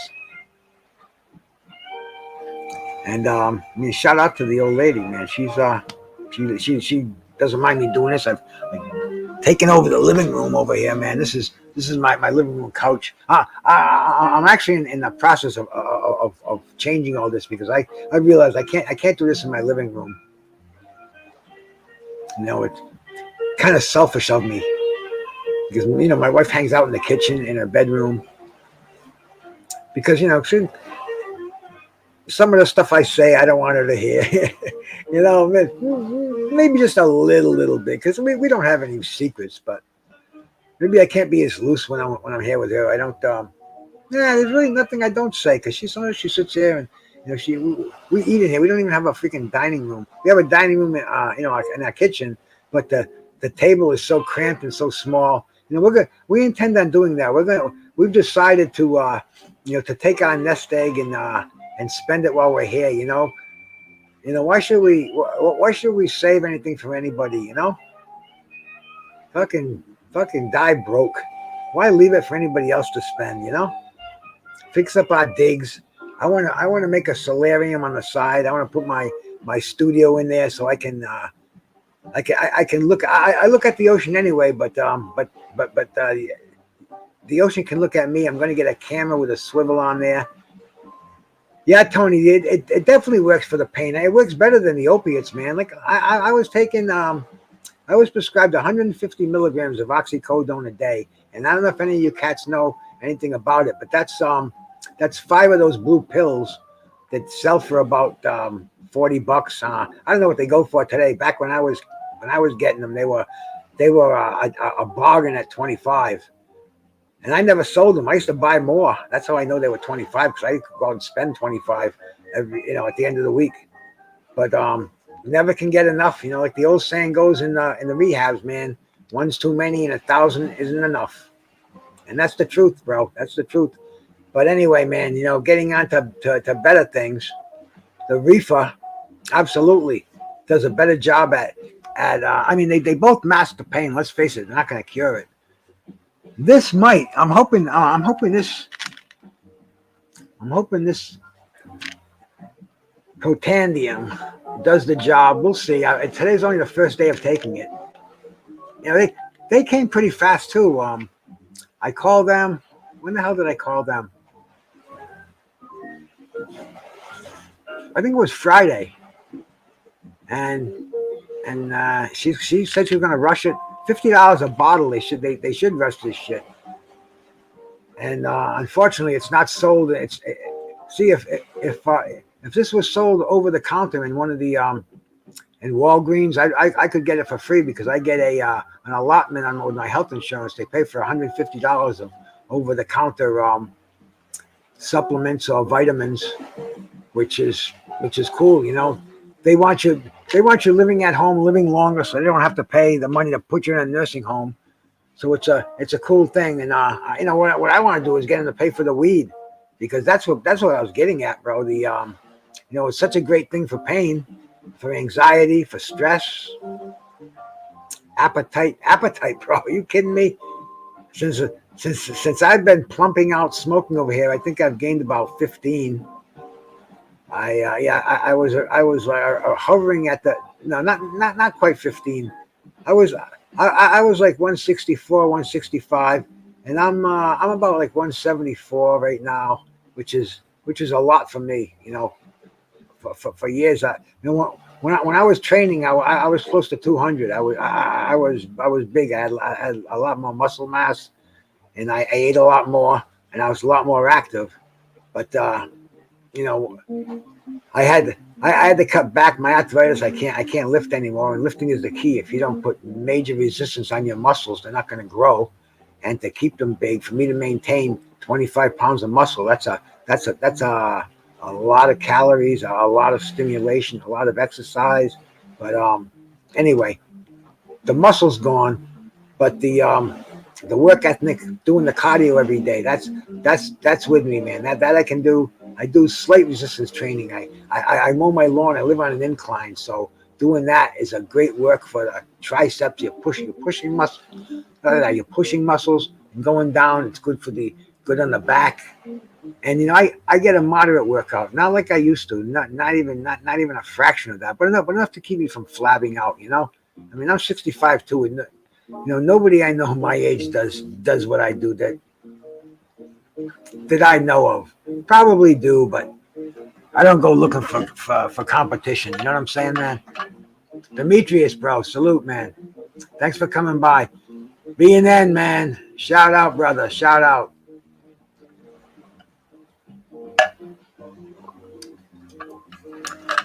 Just winding it down on a Sunday eve. I'll probably get to bed early tonight because, like I stated earlier, I got the edibles. This weekend. This was a special weekend. This was like Christmas, and it's weird, man. You know, since I've been doing this, I've gotten some things in the mail from people out there who you know, who think along the same lines that I do, and send things, send me things to express their gratitude for what I do, where I express my gratitude to you by doing this, man. You know, not the last thing in the world I look for is any monetary compensation. You know, okay. But anyway, man. Beyond my wildest dreams, I've gotten things sent to me from people I never saw face to face, never saw eye to eye, just saw them like this. I feel face to face. I feel like a lot of you people are, you know, closer to me than really, man. Anybody out there now. You know, I used to hang out with some cats down here. I'm pointing at an area they call it a public right of way. It was loaded with people this morning because right now there's a species of fish. They're called the tautog. But it's an Indian name. But they only run a few weeks out of the season, and now they're regulated. The first of the month they'll be illegal to catch. But right now they're biting, and this is a fish that I've told you people that I caught a 6-pound fish from where I'm sitting, right on my living room window, right where, you know, right out there. Cast a pole out the side. I cast a pole where, let's see, I think I was showing this earlier. This is the sunrise, the moonrise tonight. That's the moon rising at my house earlier, about about 2 hours ago. It's gotten darker now, but the moon is still up there. Big old biscuit of a cue ball moon. And it was off that deck that I cast the pole, passed it through the window, and we sat here smoking on the weed and caught me a 6-pounder. It started hitting on. I could have done it again, but one time I guess the thrill was gone, as BB King would say. But it was one of these things that I tell people and they don't believe it, but it's the truth, man. Sir, salute my brother. Let me make sure you're wrenched up here. Sir, cooking with Sir. I go over his channel, and I'm an enthusiast about cooking. I used to watch him cooking, man. Give him a thumbs up. Watch him cooking. I drop something in the chat. Maybe if I didn't, I go back and see him. And I went there one day and I see him modded up, and I'm like, man, it made me feel good, So, Sir, cooking with Sir Senior, man, you're modded up here, bro. And anybody wants a different perspective, Sir Senior knows his boxing, but he also knows how to prepare food. He'll make your mouth water with some of the shit he makes over there, bro. So definitely check him out, man. Thank you for wrenching me. I don't think I ever mentioned it to you, but thanks for wrenching me up on your channel, man. I'm glad to do the same for you, my brother. Don't forget, hit the thumbs up button. Sub, like, and share. Share and share alike. That's what we all do around here. We try to keep our family together. When I don't see somebody and they don't show up and do a show like every week or so, it's like we kind of worry about them. We don't see them in chat rooms and on panels. Because like I said, man, you guys are my friends. I live a very, very what shall we say, sheltered, man. I don't want to say sheltered. It sounds like a little kid where your mom and dad don't let you out there. Secluded is a better word for it. Since we had the pandemic, I wasn't in any excuse to go out there and pass the blunt around or even get close to people, man. Back when it first started, fucking people would be riding bicycles with masks on. So I didn't know what the fuck was going on, It was new to me, and I'd been around for a long time. But I just I kind of accepted the stay-at-home shit. You can do your shopping. You can do your shopping online, and it's funny because you can look. It's like taking a package off the shelf. I always stress to a lot of people who are trying to clean up their diet, live healthy. Because as you know, man, nutrition is one of my bags. But I always stress looking at the ingredients on what you buy. Looking at the package, the ingredients on there. And when you buy online, you can do that. You can just click, pull it right up. You can look at it. If you don't understand the word, you can just Google it. So it's a convenient thing. It's a great thing. And man, during the beginning of the pandemic, you didn't want to go to a fucking Stop and Shop or a fucking Piggly Wiggly's or wherever it is, and wherever it is that you go and get your stuff. Now my wife, I'm fortunate. My wife does all that shit for me, for us, because she's retired too, and she likes more. She doesn't get the interaction, although she's on Facebook and she interacts with it. So it's keyboard stuff. Over here it's almost like you're coming over to see me. It's almost like we're passing the blunt around. Golden brown is delicious. That's a fact. That's a fact, man. But I love cooking. We'll get back to that.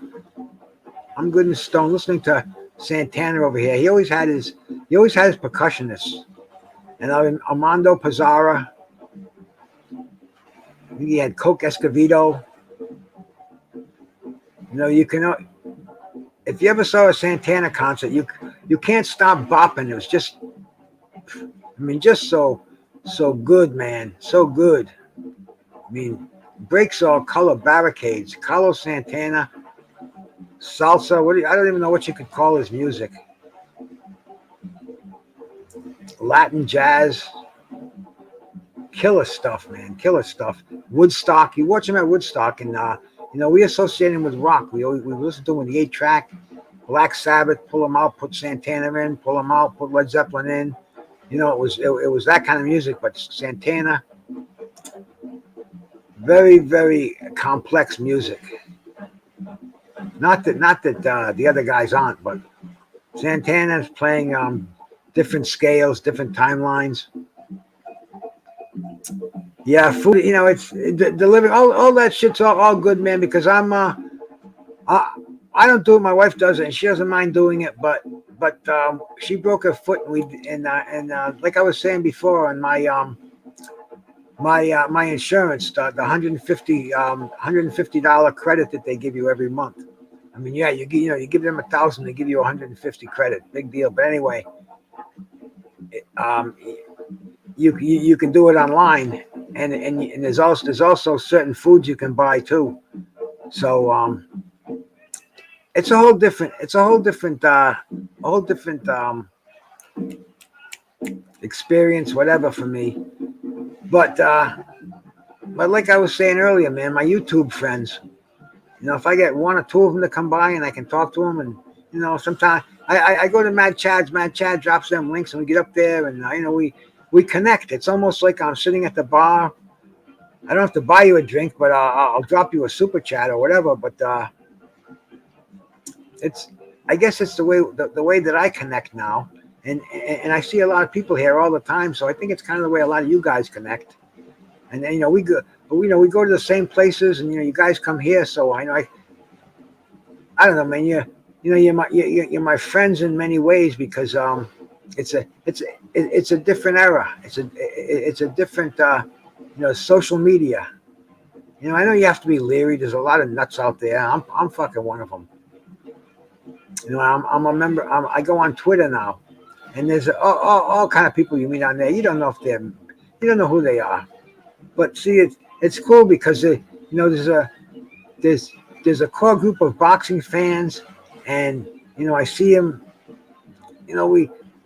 I see you somewhere else, and I'll go listen to them, and then they might listen to me, and we spread from there, and then we'll see some nuts that come in and infiltrate the family once in a while, and hey, that's the way it is, bro. That's this crazy world, but nobody's hurting anybody. A lot of it's amusing. Most of it's amusing. It is what it is, and we just have to have a thick skin out here, because some people like to do fucking crazy things that we might feel they're mean. Some people might think they're funny. Some people think they're mean. Salute, Ben Israel. Shalom, brother. Yep, you're right, man. Mel did an amazing thing. I thought Mel was going to win, but I didn't think he'd do it so easily. I didn't think he'd be able to school Castano.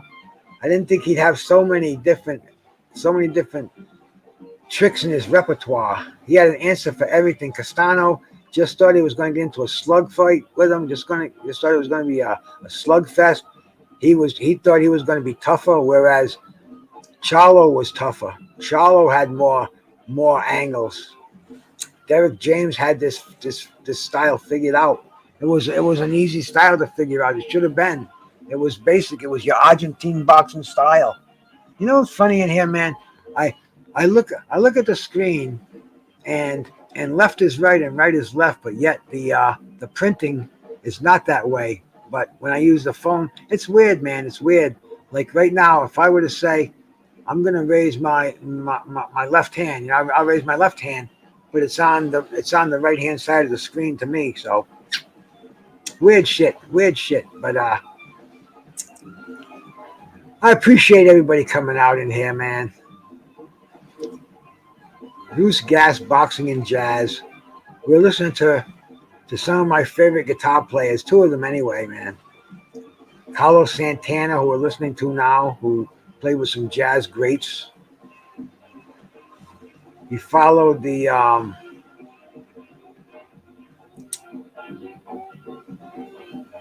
Scientologist religion, L. Ron Hubbard. I never fuck with a man's religion. It's the same with boxing. A lot of these boxers do crazy things. You know, I'm not crazy about what the Charlos do, the way they act. You know, some of the. But hey, bro, I don't give a shit, man. You know, you go back to Sonny Liston, one of the baddest heavyweights out there.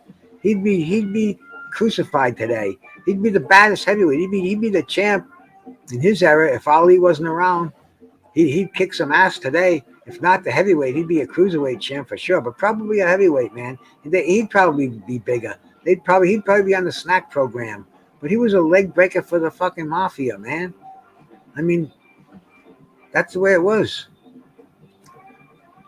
John F. Kennedy wanted to call Floyd Patterson when Floyd Patterson defended his title against Sonny Liston. It didn't happen because he didn't defend his title against Sonny Liston. And Sonny Liston was the bad guy. And but yet he was a great boxer. Great fighter. And you know, if people didn't know back then because they didn't have access to the social media. And it really didn't matter because people just knew he was a bad guy, but he was like Razor Ramon, the bad guy. LT, my bro, salute, man. Thanks for coming by, bro. LT's my man over there, man. LT's another one. Calls it like he sees it, man. You know, sometimes he leads with his heart, but he backs his man and he backs it to the end, and he knows his boxing. And he's not going to be bullied. And shout out to LT, man. You know, whether I agree with him or I disagree with him, man, I rock with him. You know, shout out to LT, bro.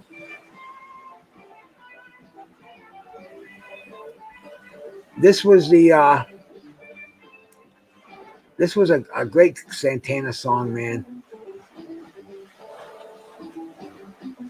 I remember this song. And this one, you've got Tony Williams on drums. You've got Carlos Santana. You've got Herbie Hancock. Just great stuff.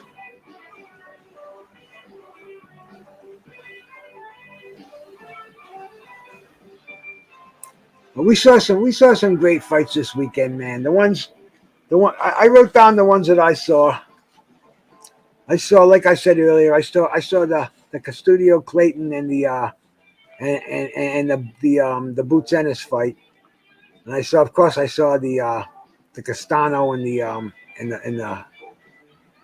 Mel's fight. And I saw the Kibrat Pulev and Jerry Forrest on the Suns, the second generation on the Trilicard, which they run the Trilicard head to head with the Castano Charlo fight, and then there was another card they were running earlier too, but that one fortunately was over.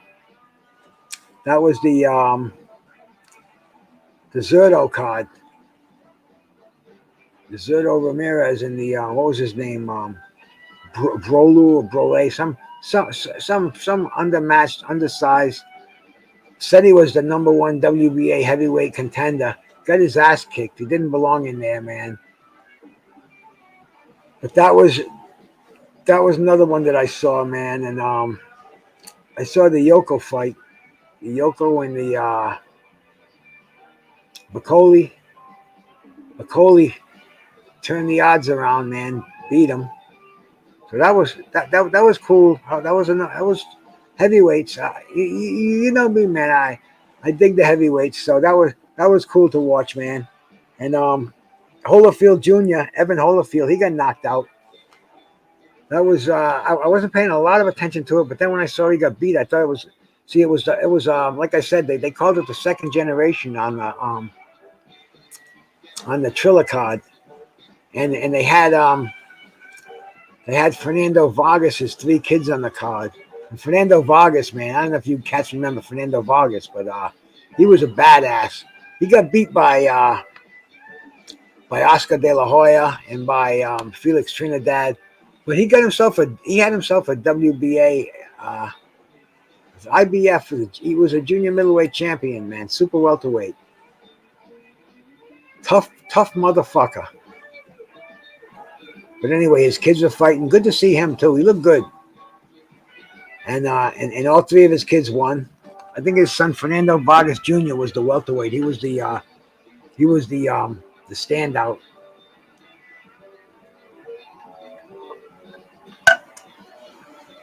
And fucking card started at 8 o'clock. I went to bed at 1:30. I couldn't stay up any later, and I didn't even see Crusher Kovalov. He was fighting Pulov's brother in a cruiserweight championship, but I did see Kubrat Pulov. He fought Jerry Forrest, heavyweight fight, slow motion fight, and something happened with the gloves. I was watching the Castano fight, Charlo Castano, and I have two screens set up, one below, one above. So I was lucky enough to watch them both, but I'm saying, what are they doing here with Pulev and Jerry Forrest, and something with the glove. They had an argument over a glove that was taken out of the package and blah blah blah blah. But anyway, they didn't start the fight till after the Charlo and Castano fight got over, so it was cool. I got to see that. Kind of a boring decision. Pulov won it. He's 40 years old. He looks 40 years old. Tough, but any of the top heavyweights would pick him apart. He's cannon fodder. He's got a name, but even not much of a name. And he was crying. He wants a world title. He wants a world title. Yeah, okay. And I wanted to see Crusher Kovalov fight. He won. I read it the next day, this morning, that he won the fight, and he beat the other Pulev. And it was a full day of boxing. I wish they had a few more fights earlier in the afternoon, but all in all, bro, it was a fun day of boxing, man. It was constant fighting. I didn't watch a lot of YouTube stuff. I kind of turned off the YouTube and put the boxing on, because there were three fights going on, one on my phone, one on my screen below, and one on my screen up here. So I didn't have time to listen to too many YouTubers call the fight. I listened to the OG. I love his calls, man, and I love Marlo's corner. Trey X is a great fight caller.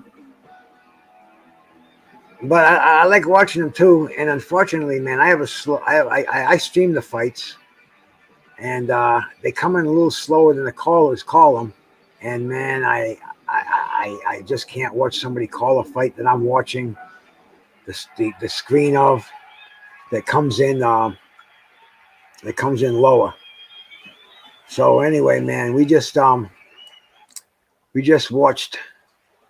listened to Right Side, bro. Thanks for coming by, man. I'm just about heading out here. I'm gonna play this song one more time, man. My brother 150. Shout out these guys, aka Toker. You know I had to drop a track with my boy. Where you at? Yeah, Kevin, the arresting boys out here telling favors. I'm the hardest young nigga, I ain't signed to no label. Hey, Bruce Gas put no fights on the table. Calling that boxing since Kane versus Abel. Smoking so much gas, you would think that shit was fatal. On the people's champion like Muhammad Ali. Shout out Bruce Gas, one day we gon' meet. Yeah, we gon' blow it down, we gon' smoke hella weed. Yeah, we gon' blow it down, take a hit out the Toker too. Slipping hella shots, feel like Tyson with the peak. A little block by my side, but it hit just like Isaac Cruz. Shout out man, chat real shit, that's my fucking dude. We always cooking on the pan. Straps to my side, I ain't talking about no sample. Bruce pass me the blunt, I'ma light it like a candle. Ayy, non-stop bars, man, I always spit flames.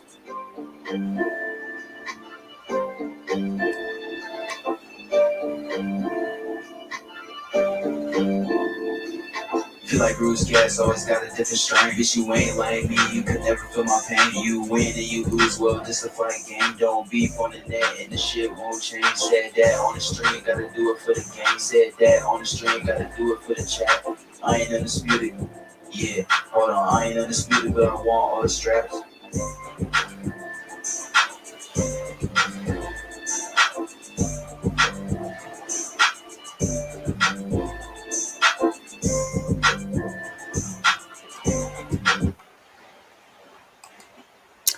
That's my boy 150, man. He gave me a gift, man. He gave me my theme song. I can't thank him enough for that, bro. I mean, I think that's the most I've played a rap song in my entire life. So, man, shout out to my brother 150, man. Thank you so much, man.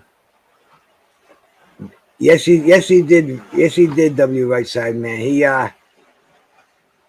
He gave me my theme song, and I play a few other ones in here, man. But tonight we listened to some Pat Metheny and we listened to some Carlos Santana. Just a lot of nice jazz fusion players. Some classics, man. I saw these cats at the beginning of their careers. I saw Carlos Santana. I first saw him in '69.